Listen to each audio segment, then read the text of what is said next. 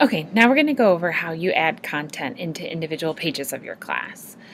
Content blocks are how you will add any information or activities to your class, whether you're adding just text information, videos, images, activities, you will follow the same general procedure.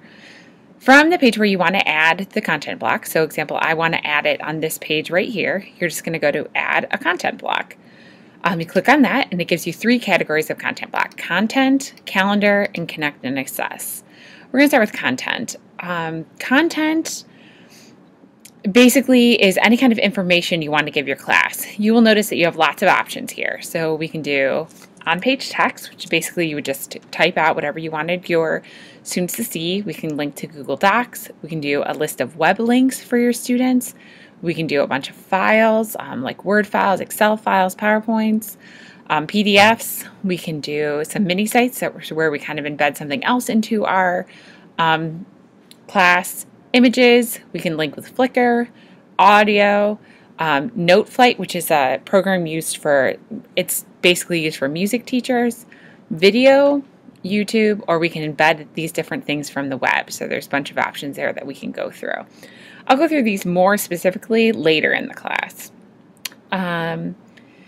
So once you're adding content, you're just going to choose the correct one that you would like to add, and then it's going to kind of walk you through the process after that. So you click on that, it tells you where to type, give your block a title, where to put it, and you're good to go. We're going to cancel this out because we're not going to add that right now.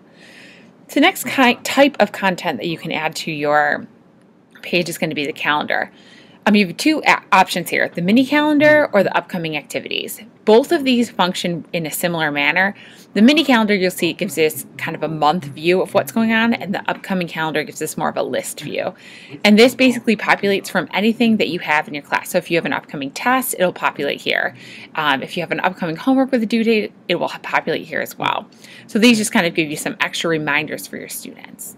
Finally, there's connect and assess. This category is the blocks that will interact with your students, with the exception of one, announcements. That would just give you an extra opportunity to have your students see the announcements for your class aside just on their portal page.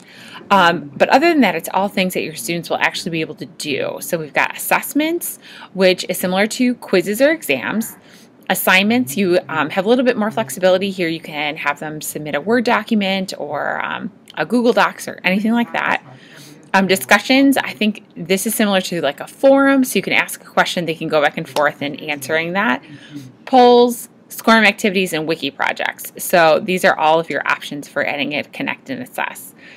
Again, you choose one, and it'd walk you through the process for creating that, and we will go over this in more detail later in the class.